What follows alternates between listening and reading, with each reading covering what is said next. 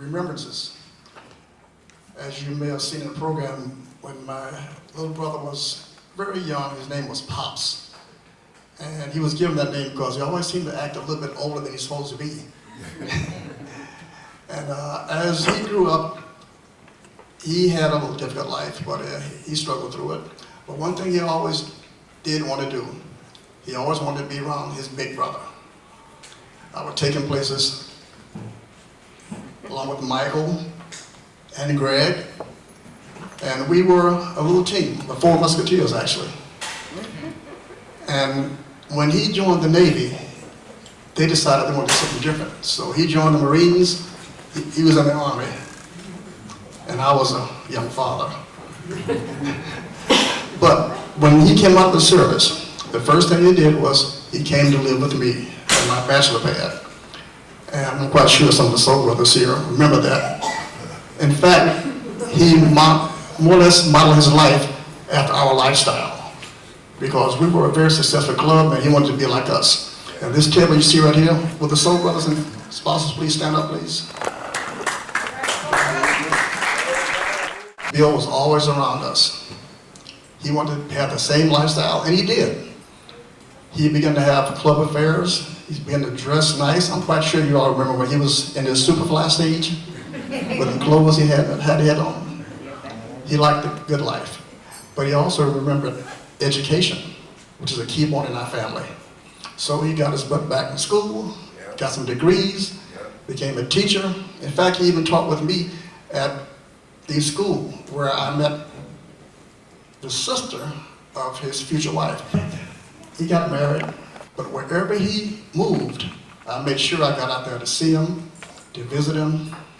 We talk over a lot of things, have a little wine and a few other things. And we enjoyed life, and he continued to enjoy life. As most of you know, when he came to Chicago, he made sure he came around to see the family. Am I right? Yeah, right. And he was always very benevolent and happy. So those are my memories. Gene was badass, he really was. His best friend's name was Leroy, a little wimpy kid that nobody liked except Gene.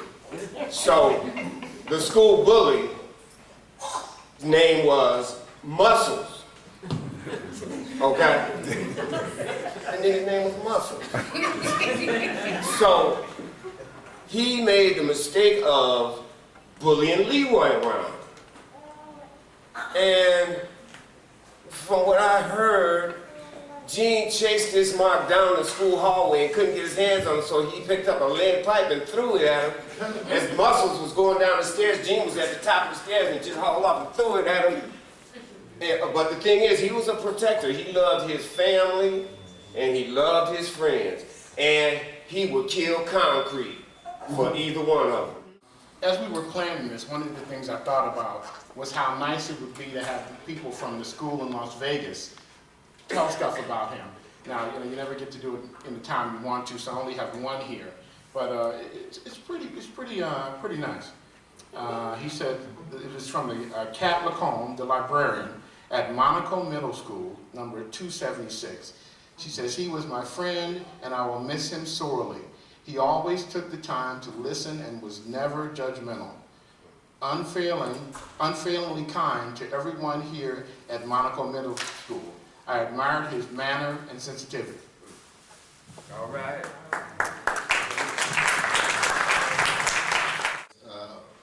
Here's a poem from one of the brothers, Okay. Michael Washington. That'd be me. He's our resident artist in the family. Wow. Look a little bit like Mandela today, too. Yeah. Thank you, family. William Eugene Washington.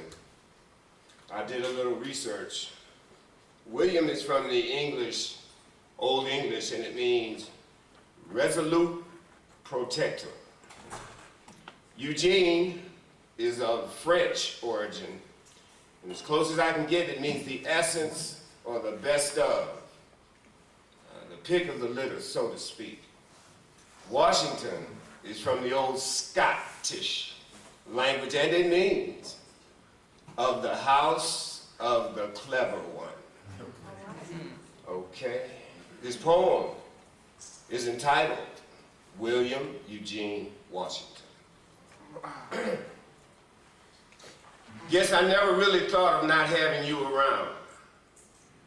Lawrence Earlene Carroll, now you have gone. Your big sister asked me to write some words down.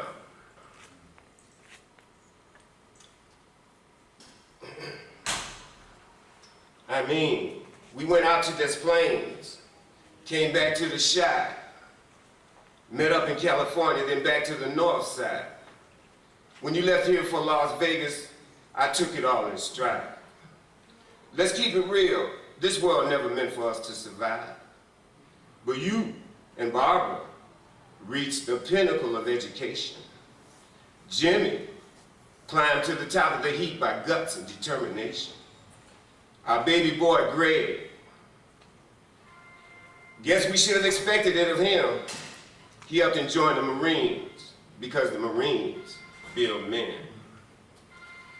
Bev started a family, got herself a job. Never miss a day of work, fueled by the grace of God. If I start with Earlene, then Jim, Carol, Barbara, Bev, you, and Greg, every one of y'all took me in. I'm not the easiest person to live with. Y'all took me in anyway. But we gather here to tell you, Bill, it's all about you today. Seems to me when we were young and Jimmy had to feed us, and Cookie would always get upset because Jimmy gave us too much. Seems even then that you were dissatisfied with status quo, and it wouldn't take a lot for you to hit the door and go. Guess back then it was best that things turned out the way they did, because the authority we lived under then made you one very pissed off kid. Aunt Earlene really loved her sister, our mother. She had Larry and Jim when she took in you, me, and baby brother. Trying to keep 5 boys in food and clothes. Something had to give. Someone had to go. That's when you and I were sent to live in Des Plaines with a bunch of white boys that hated us and always called us names. Jimmy was mad as hell when he heard what we went through. He wanted to get a car full of his boys and go bust up a head or two. I can hear you now, Bill, saying, just cool it, Mike. You ain't got to take up for me. I already know how to fight. A lot of water has passed under the bridge. This is where we part. You always forgave my shortcomings. Family was first in your heart. You sought out Aunt Helen and Uncle McGee, all our cousins in the Jacks, made sure we knew each other. Said, Mike, we family, don't never forget. While I'm at it, let me say, Bill, you sure knew how to dress. When you walk into a room, the sharpest person there compared to you was a hot mess. Bill could take a suit off the rack and make it look tailor-made. He chose the field of education, but any role he chose, he could have played. And be there no doubt about it. Gene loved his cognac and wine.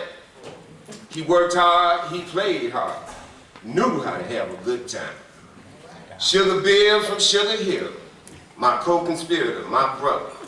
Y'all know how this goes. Bill is gone, but his spirit live on, and there will not be another. Here's another thing I want to say, real talk. It was Gene that taught me how to pray. Not sitting me down saying this is A, B, C, but watching him live his life, it occurred to me, no matter the mud and muck we go through, there is one always there for you. In God's image and likeness we are made. His forgiveness is endless. His love never fades. That simple truth has seen me through life. Thanks to you, Bill, you opened my eyes. I can hear Bill saying, I really love you, China. Or, I really love you, Joanne.